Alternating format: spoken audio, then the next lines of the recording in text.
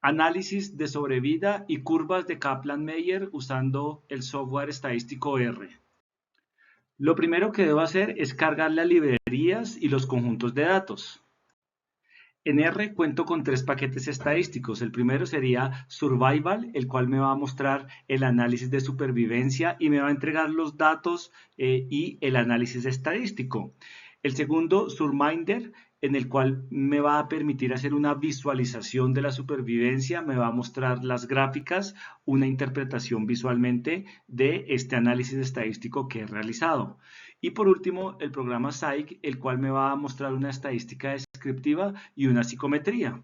En esta tabla vamos a ver a continuación las diferencias de estos tres paquetes estadísticos. Entonces el primero, Survival, me va a servir ¿para qué? Para hacer los análisis de supervivencia y me va a permitir crear modelos de supervivencia, analizar tiempo hasta el evento, construir curvas de Kaplan-Meier, realizar regresión de Cox, comparar curvas de supervivencia. Las funciones más importantes y el ejemplo que es el que vamos a ver en esta presentación lo mostraré unas diapositivas más adelante. La diferencia clave es que me va a hacer el análisis de la supervivencia.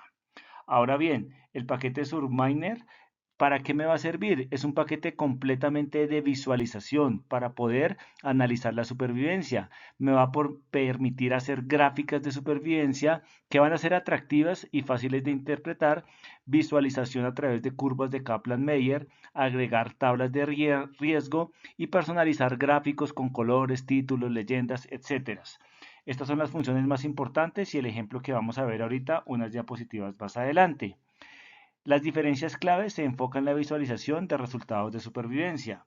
Y finalmente, el paquete Psych, que va a ser útil para estadísticas descriptivas y psicometría. Me va a permitir describir variables a detalle, obtener estadísticas adicionales, como por ejemplo asimetría, kurtosis, etcétera, analizar escalas y cuestionarios, calcular alfa de Cronbach, realizar análisis factorial y otros análisis psicométricos.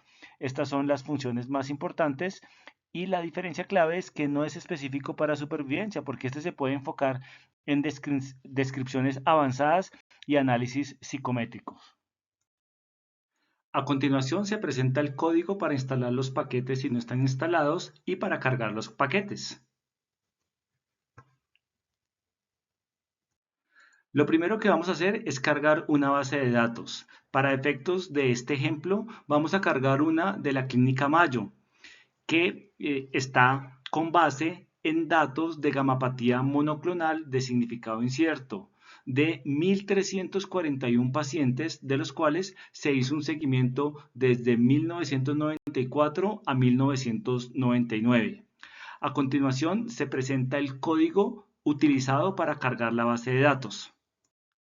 A continuación se mostrará cómo vamos a poder ver las dimensiones de este conjunto de datos, los nombres de las variables, cómo son las primeras filas y cómo vamos a poder hacer la exploración estructural de esta base de datos. Este es el código para ver las dimensiones del conjunto, en el cual nos va a mostrar que el conjunto contiene en total 1.384 observaciones y 11 variables. A continuación vemos el código para ver el nombre de las variables.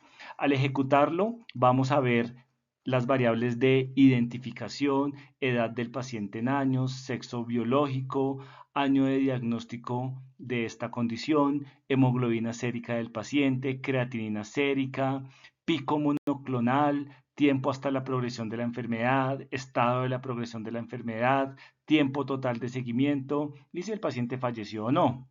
Ahora bien, para ver las primeras filas, ejecutamos este código y aquí en este ejemplo nos va a mostrar las primeras 6 filas con estas variables mencionadas. A continuación se muestra el código para explorar la estructura de la base. En esta me va a servir para ver cuál es el tipo de variable, si va a ser numérica, factor, categórica, entera, entre otras. Como nosotros vemos aquí en este ejemplo, la mayoría son variables numéricas, sin embargo, hay algunas variables tipo factor o categóricas. A continuación se usará este código para obtener el resumen de la estadística general. la cual va a ser presentada de acuerdo a la naturaleza de las variables. Si son variables cuantitativas, pues se van a presentar las medias, medianas, rangos intercuartílicos, desviaciones estándar, lo cual yo lo voy a presentar y escribir según la distribución que tengan estas variables en la curva de distribución normal. Y las variables cualitativas categóricas en frecuencias. Y para poder yo obtener esta información de una manera más completa, voy a ejecutar ese código en el cual podemos observar que los resultados me muestran un análisis descriptivo detallado que me va a permitir identificar esta distribución de las variables, los posibles valores extremos, la presencia de datos faltantes, que van a ser aspectos fundamentales antes de realizar un análisis de supervivencia. Ahora revisaremos cómo vamos a construir esta curva de supervivencia de Kaplan-Meier. Este es el código para generar una curva de Kaplan-Meier. Esta curva lo que va a hacer es que me va a mostrar la probabilidad acumulada de supervivencia de los pacientes a través de este tiempo de seguimiento. ¿Qué estamos observando en la gráfica? Que de una manera progresiva la curva, conforme aumenta el tiempo, va a comenzar a disminuir, lo cual me está indicando que la probabilidad de supervivencia va a comenzar a disminuir debido gradualmente. Y esto pasa porque cada vez que disminuye es porque comienzan a haber fallecimientos durante este tiempo de seguimiento.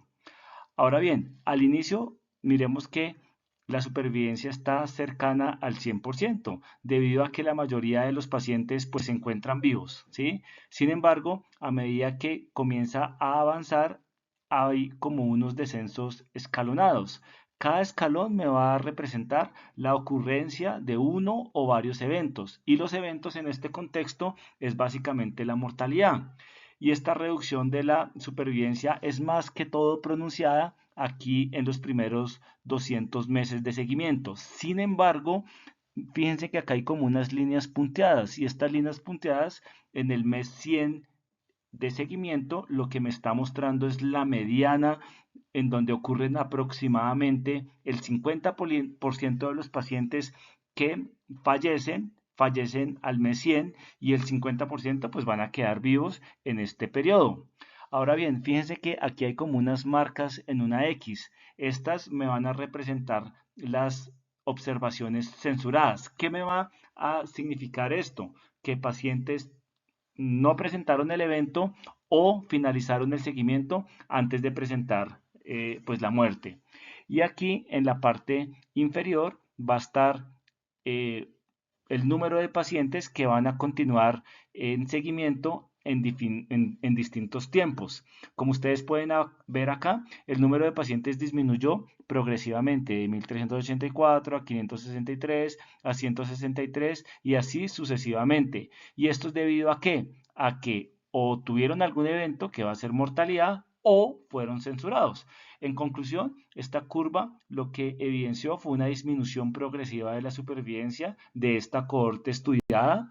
La mediana de supervivencia fue cercana a 100 meses, indicando que aproximadamente la mitad de los pacientes permanecieron vivos hasta dicho tiempo de seguimiento. Ahora vamos a ver cómo podemos incluir estos errores de estándar e intervalos de confianza en la curva de supervivencia construida. Este es el código utilizado, la cual me va a mostrar esta tabla. Vamos a hacer una lectura de la primera fila. Tiempo 1 significa que al tiempo 1 ocurrió al menos un evento.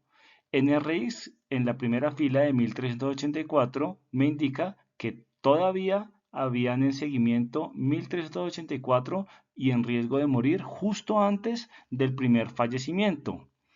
El N son los eventos, en este momento ocurrieron 42 muertes, survival de 0.96, quiere decir que la probabilidad acumulada de supervivencia después de ese tiempo es de 96.97. Este que está al lado lo que me va a mostrar es el error estándar de la estimación de la supervivencia, que me va a medir con precisión la estimación, y entre un valor más pequeño quiere decir que hay una estimación más precisa. Y aquí en la última parte van a estar los intervalos de confianza al 95%.